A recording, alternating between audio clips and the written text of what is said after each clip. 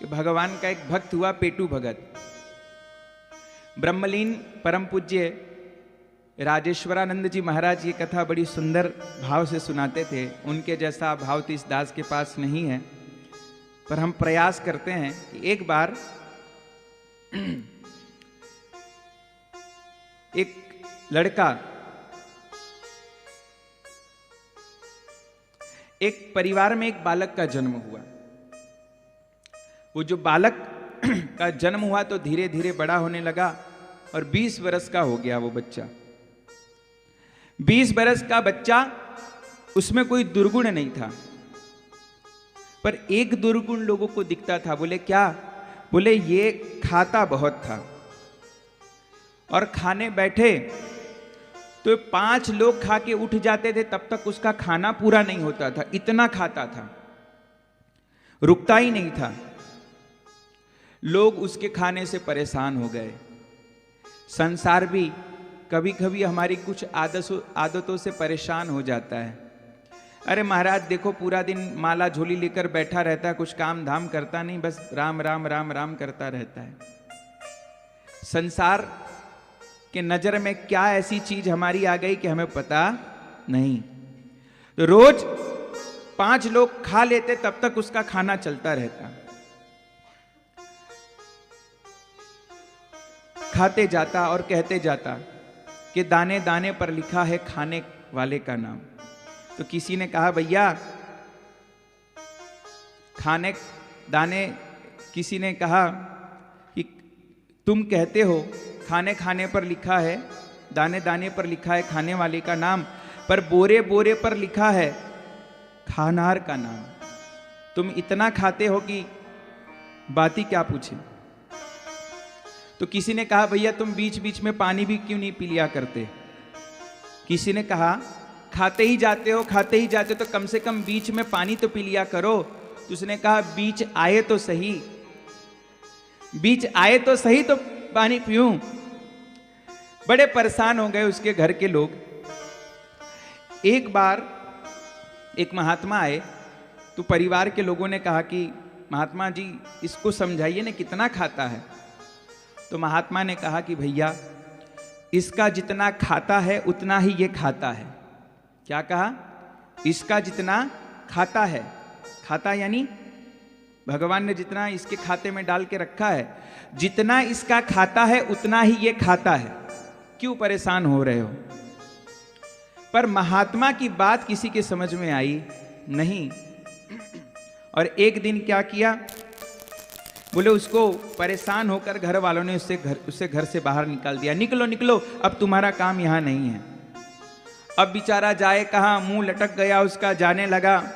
कुछ दूर गया और लौट कर वापस आया। फिर लोगों ने पूछा भाई तू क्यों लौट कर आ गया?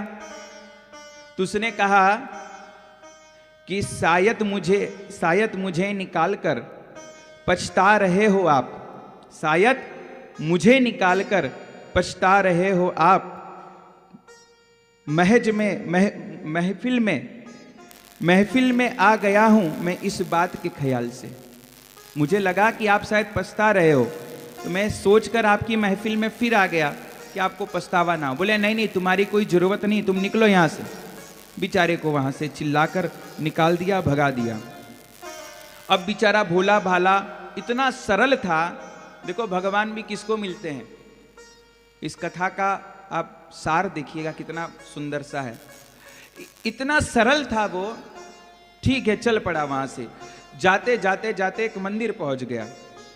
मंदिर पहुंचा, दर्शन किया, दर्शन करके निकला तो मंदिर के बाहर एक बड़े से महात्मा राम राम राम राम कर रहे थे। देखा, बोले महात्मा तो बड़े रिष्ट पुष्ट हैं। शरीर देखा तो बोले एकदम हरा भरा शरीर है। बोले महात्मा खाते पीते हैं ऐसा लगता है। अब सोच ही रहा था, तब तक उसके चेला निकले बाहर। हाँ गुरुजी, हाँ गुरुजी। चेला लोग पैर छूने लगे। अब वो बोले ये इतने सारे चेले। बोले महाराज ने, महात्मा ने व्यवस्था भी तो अच्छी की होगी। तो निकला, गुरुजी प्रणाम। हाँ बोलो। गुरुजी ये कौन है सब? बोले हमारे चेले हैं। अच्छा अच्छा, आप? बोले हम इस मंदिर के महंत हैं। अच्छा अच्छा अच्छा, तो गुरुजी क्या हम भी आपके दास बन सकते हैं, चेला बन सकते हैं? बोले क्यों नहीं? बोले पक्का खाना पीना रहना सब मिलेगा? बोले रहने की भी फुल व्यवस्था और खाने की तो बात ही मत पूछो, भंडारा लगा रहता है। बस गुरुजी तो और तो कुछ चाहिए नहीं, बस भंडारे की सेवा मिल जाए और तो बाकी सब तो हम चला लेंगे। गुरुजी ने दीक्षा दे दी। बोले जब जो मन में आए सो सेवा करो, हरि का नाम लो। अब तो भैया उसको आनंद आ गया। अब गया, देखा तो भंडारा चकाचक लगा हुआ था। अब गुरुजी के पास गया, बोले गुरुजी। बोले हाँ बोलो क्या हुआ? बोले गुरुजी कितनी पंगत लगती है अपने वहां पे? बोले 5 पंगत लगती है। तो कहने लगा कि गुरुजी क्या हम 5 पंगत में बैठे? गुरुजी बोले इतना खाते हो क्या? हाँ गुरुजी थोड़ी भूख हमको ज्यादा लगती है। बोले कोई बात नहीं, 5 पंगत में बैठो, ठाकुर जी की है सब देन। 5 पंगत में बैठो। और वह 5 पंगत में बैठने लगा। अब खाए जाए खाए जाए खाए जाए, और कुछ काम नहीं, केवल खाना। उसका काम यही था, केवल खाना। गुरुजी भी मस्त मौला थे, कभी कुछ बोलते ही नहीं थे। अब एक दिन क्या हुआ, वैष्णव अब ना सुबह सुबह चूल्हा जला, न आटा गूना गया। अब रसोई घर पूरी बंद। अब ये सुबह उठा, देखा कोई दिख नहीं रहा है, रसोई में ताला लगा हुआ है। क्या बात है, आज छुट्टी है क्या? कहीं सब गए हैं कि कहीं बहुत बड़ा भंडारा है? गुरुजी के पास आया, गुरुजी गुरुजी। बोले क्या हुआ? बोले आज रसोई घर भी बंद है, ताला लगा हुआ है, कोई दिख भी नहीं रहा है, कुछ भोजन पानी की व्यवस्था गुरुजी। अब हमको तो अब लगी है, अब धीरे धीरे अग्नि नारायण बढ़ रहे हैं। बोले तुम्हें पता नहीं आज क्या है? बोले नहीं गुरुजी। बोले आज एकादशी है। गुरुजी ये क्या होता है? बोले एकादशी के दिन व्रत करना होता है, भगवान का भजन करना होता है। और अब तो तुम हमारे चेला हो गए, तो तुम भी हमारे शिष्य हुए, तो अब हर वैष्णव का धर्म है एकादशी करना। बोले गुरुजी एकादशी मत करवाइए, नहीं तो हम द्वादशी देख ही नहीं पाएंगे। गुरुजी कहें अच्छा एकादशी करोगे तो द्वादशी नहीं देख पाओगे? बोले गुरुजी नहीं, कृपा करके। बोले देखो आश्रम में तो आज सबकी एकादशी, आश्रम में कुछ बनने वाला नहीं है। अगर तुम्हें भूख लगी हो तो स्वयं बनाओ, बना लोगे? बोले मरता क्या नहीं करता गुरुजी, हम सब कुछ कर लेंगे। तो बोले ठीक है, चेले को बुलाया, बोले इनको दे दो जो जो सामग्री चाहिए। आटा लिया, दाल लिया, चावल लिया, तरकारी लिया, सब्जी इत्यादि लेकर लाद कर गठरी बनाकर चल पड़ा। गुरुजी बोले रुको रुको रुको, सुनो सुनो, इधर आओ इधर आओ। हाँ गुरुजी। बोले बनाने के बाद भगवान को पहले भोग लगाना, और भोग लगा के फिर पाना। बोले ठीक गुरुजी। अब बेचारा भोला सा सरल स्वभाव का गया नदी के किनारे, पेड़ के नीचे गठरी को रखा, जल लेकर आया, चूल्हा जलाया, और कुछ आता तो नहीं था, जैसे तैसे बड़ी मुश्किल से काफी घंटों के मशक्कत के बाद उसने भोजन बनाकर तैयार कर दिया। अब न कोई मंत्र आए, न कोई स्तुति आए, न कोई वंदना आए। बोले भोजन तो बन गया। अब गुरुजी बोले हैं कि जब तक ठाकुर जी को भोग न लगाए तब तक भोजन पा नहीं सकते, अब करे क्या? अब बोले हमको तो कुछ आता नहीं। तो बेचारा भाव से कहने लगा, राजा राम आइए, प्रभु राम आइए, मेरे भोजन का भोग लगाइए। राजा राम आइए, प्रभु राम आइए, मेरे भोजन का भोग लगाइए। राजा राम आइए, प्रभु राम आइए, मेरे भोजन का भोग लगाइए।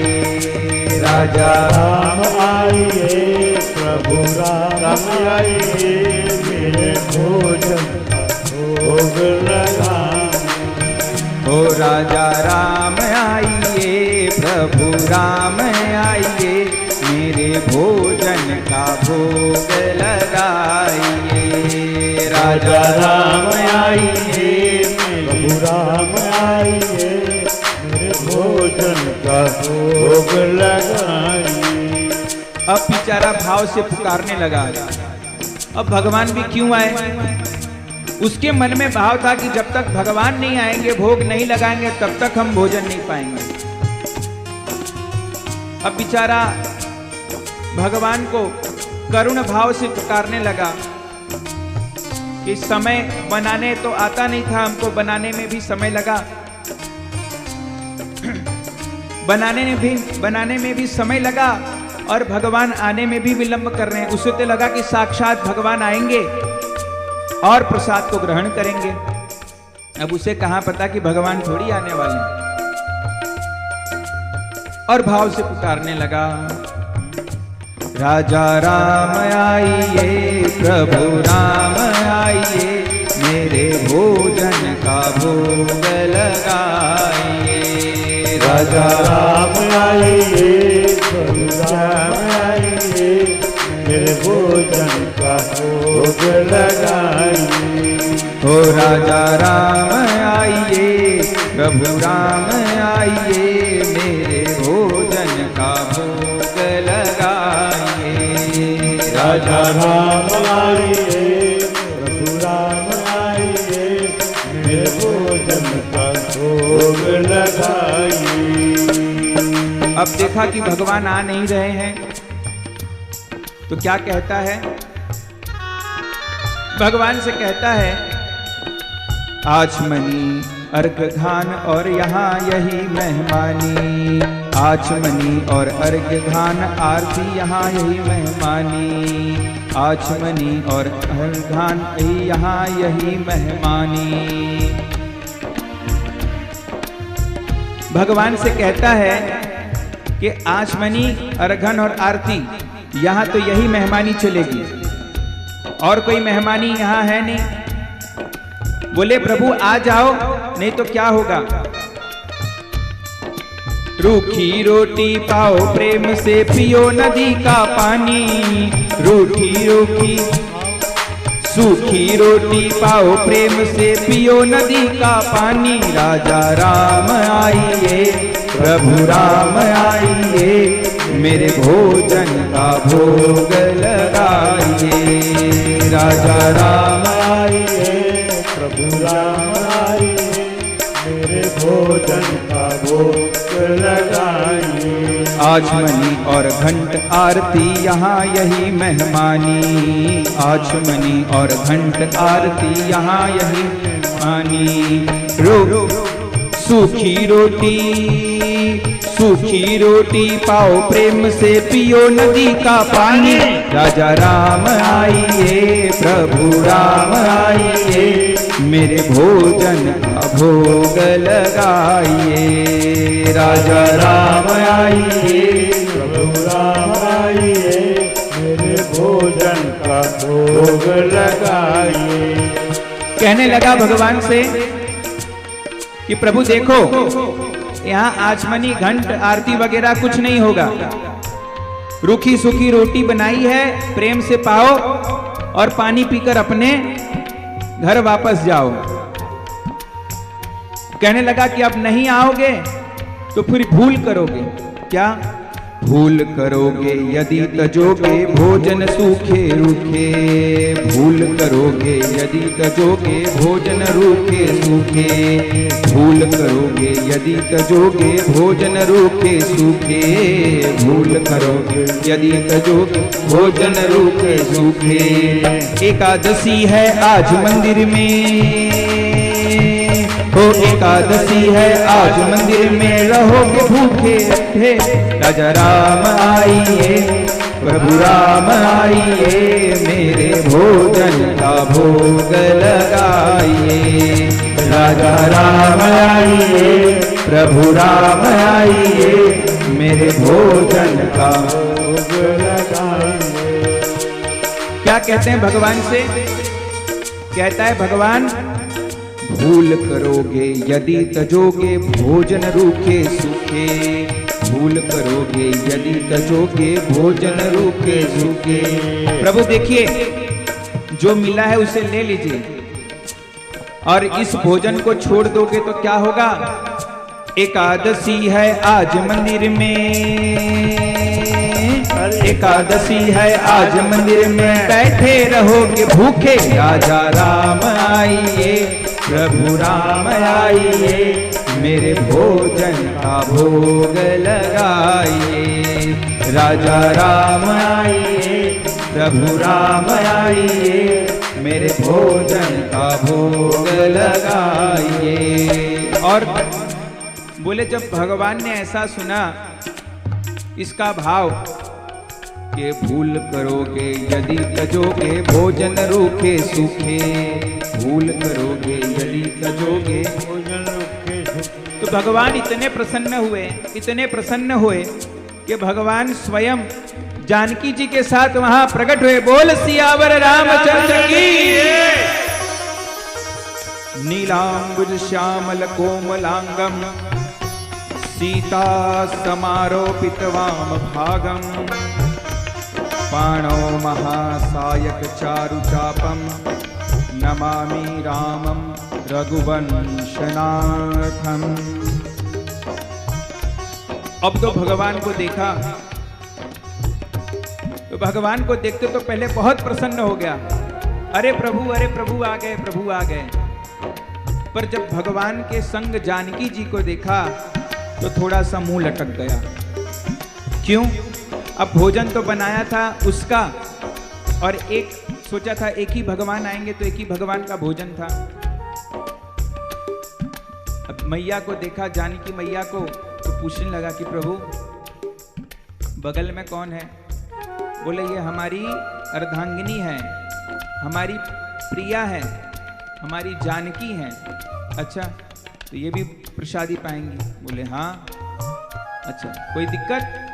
नहीं प्रभु, कोई दिक्कत नहीं है।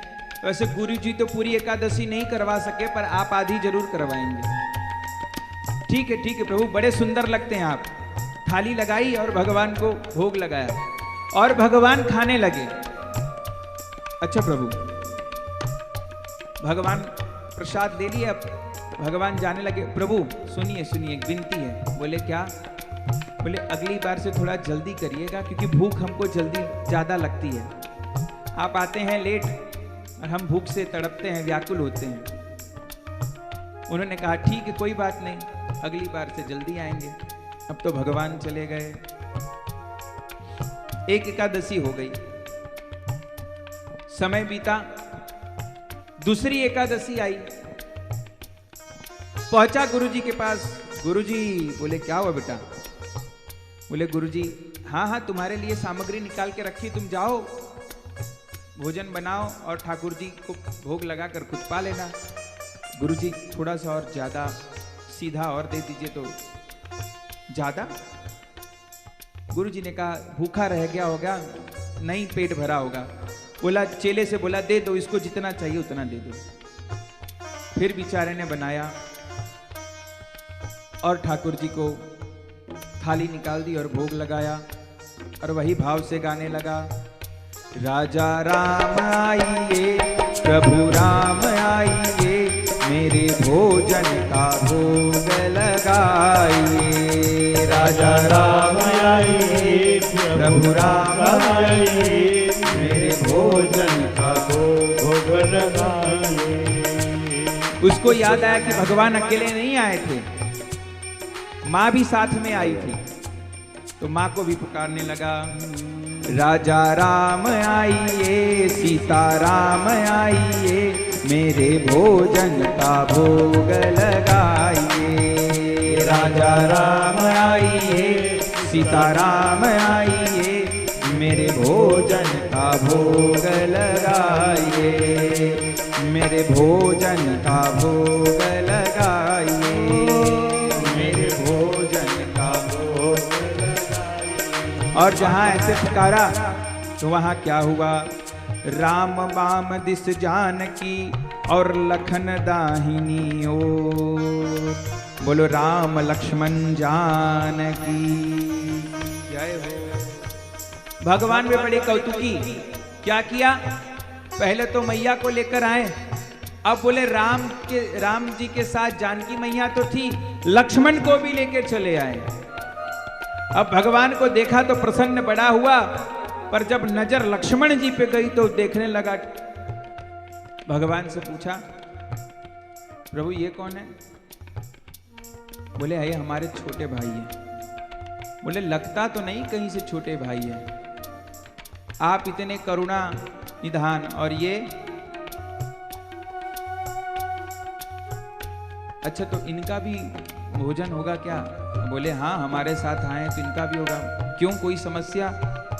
प्रभु बनाए थे तो हम आप तीनों, हम हमारा और आप दोनों का 3, अब आप एक और लेके आए, हो गया 4।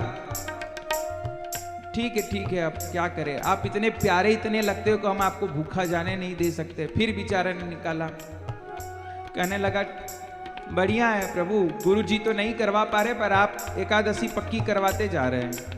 पूरी तो नहीं हो रही है, पर आधी तो जरूर करवाते हैं हर बार आप। बेचारा भोजन दिया, भगवान ने पाया, खुद उसने भी भोग लगाया, पा लिया। अब भगवान जाने लगे।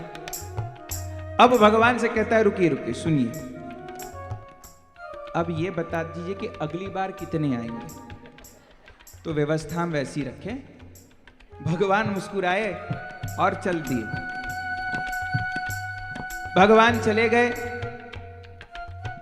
फिर समय व्यतीत हुआ और फिर से एकादशी आई। अब गुरुजी के पास दौड़ के गया, गुरुजी। बोले, हाँ हमें पता है, सामग्री निकाल के रखे। बोले, इतने से काम नहीं चलेगा। बोले, क्या हुआ? बोले, कम से कम 11 सेर आटा दीजिए, उसी के बराबर दाल चावल सब्जी दीजिए, तब काम बनेगा, इतने से काम नहीं चलेगा। गुरुजी ने कहा कि इतना सारा ये सामग्री लेकर करता क्या है? इतना तो खाता नहीं होगा, ये शायद बेचता होगा ये जाकर। गुरुजी ने कहा, आज इसे रंगे हाथ पकड़ते हैं। गुरुजी ने कहा, दे दो इसको, जो चाहिए दे दो। लिया, गठरी बांधी और सर पर लेकर चल पड़ा। गठरी रख दी, आंख बंद कर लिया और भगवान को याद करने लगा। राजा राम आइए, सीता राम आइए, लक्ष्मण राम आइए, मेरे भोजन का भोग लगाइए। राजा राम आइए, सीता राम आइए, लक्ष्मण राम आइए, मेरे भोजन का भोग लगाइए। तो राजा राम आइए, सीता राम आइए, मेरे भोजन का भोग लगाइए। राजा राम आइए, प्रभु राम आइए, मेरे भोजन का भोग लगाइए। अब जैसे ही भाव से पुकारने लगा, भगवान हाजिर हो गए। किसके साथ? राम लक्ष्मण जानकी जय बोलो हनुमान की। पूरा सीताराम परिवार आ गया। बोल सियावर रामचंद्र की। अब भगवान अकेले नहीं आए। बोले, राम जी भी आए, सीता मैया तो थी, लक्ष्मण भैया भी थे। बोले, भरत और शत्रुघ्न भैया भी आए और साथ में अपने प्रिय भक्त हनुमान को भी लेकर आए। अब उसने आंख खोल कर देखा, भगवान बोले, आ गए भोग। बोले, हमको पता था आप कुछ ऐसा ही करेंगे, इसलिए हमने बनाया ही नहीं, ये रखा है, ये रखा है, खुद बनाओ और खुद पाओ। हर बार तो कुछ उम्मीद होती थी कि कुछ मिल जाएगा, आधी एकादशी करवाते थे। इस बार तो पूरा प्लान करके आए कि पूरी एकादशी ही होगी हमारी। अब आप बनाओ और अब पाओ। रोने लगा पेड़ के नीचे बैठकर।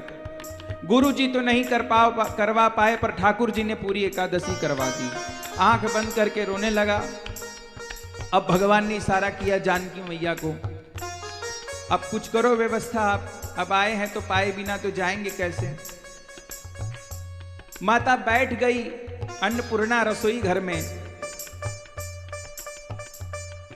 भरत जी भंडारे बनाने लगे हैं, शत्रुघ्न लकड़ियां लाने लगे, हनुमान जी चौका लगाने लगे, सब्जी काटने लगे और मां अन्नपूर्णा मां जानकी रसोई भंडारा बनाने लगी। मैया रसोई बनाने लगी, उतर रहा था, आंख खोलकर देख रहा था, बन रहा है।